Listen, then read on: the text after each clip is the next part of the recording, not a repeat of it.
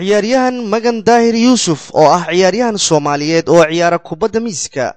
una ciyaara xulka qaranka kubadda miiska ee wadanka Netherland ayaa dhawaan waxa lagu martigeliyay inuu ka qayb galo tartan ciyaaro kala gedisan oo loo qabtay dadka naafada ah oo lagu qabtay magaalada Leicester ee wadanka Ingiriiska iyadoo uu halkaasna ku qaabilay madax kala gedisan oo ka socotay wadanka Ingiriiska ciyaarahan oo la qabto sanad walba xilliga kuleelaha ayaa waxa abaabula maamulka magaalada Leicester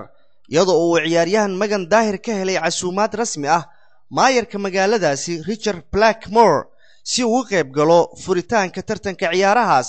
iyadoo loo martigeliyay qaab safiir ciyaareed intii uu ku sugnaay ciyaaryahan Magan Dahir Yusuf magaalada Leicester ayuu halkaas kula kulmay ra'iisul wasaaraha wadanka Ingiriiska Gordon Brown waxaana ay ka wada hadleen xaalka uu marayo dalka Soomaaliya iyo sida wax loogu qaban karo dadka naafada ah ee Soomaaliyeed iyadoo ciyaaryahan Magan Dahir uu u sheegay ra'iisul wasaaraha wadanka Ingiriiska Gordon Brown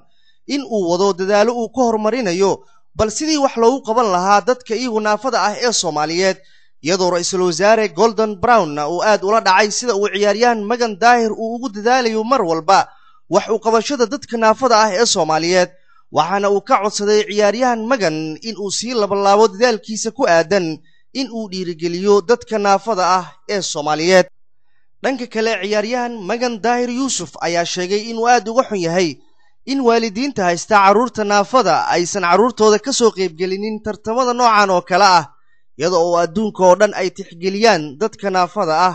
waxaana uu ugu baaqay Magan dadka Soomaalida ah inay tixgelin siiyaan mar walba dadka naafada ah gaar ahaan waalidiinta haysta caruurta naafada waxaana si daraa in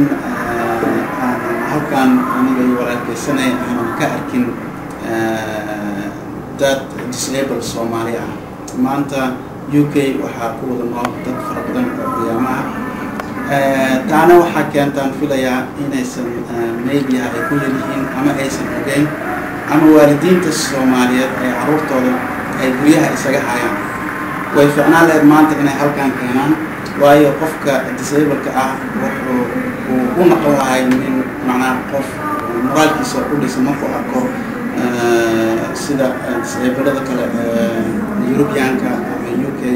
macnaha loo qiimeynayo marka insha Allah anagu bilow aynu nahay future-kana waxaan rajaynaynaa in sportska disabled-ka ciyaamada Soomaali in aanan sidoo kale ciyaaryahan Magan Dahir Yusuf ayaa intuu ku sugnaay magaalada Leicester ee dalka Ingiriiska waxa uu halkaas ku soo bandhigay ciyaar kubadda miiska ah oo uu ku dhiirigelinayay dadka naafada ee ciyaarahaas ka soo qayb galay waxaana ay aad ula dhaceen dadkii ciyaartaas goobjoog ka ahaa sida uu u soo bandhigay Magan Dahir ciyaartaasi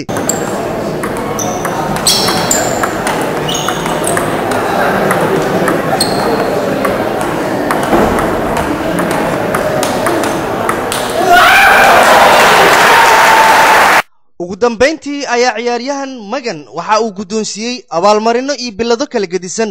dadka naafada ah ka soo qayb galay ciyaarahaasi isagoo sidoo kalena u saxiixay qaar ka tirsan ka soo qayb galayaashii ciyaarahaas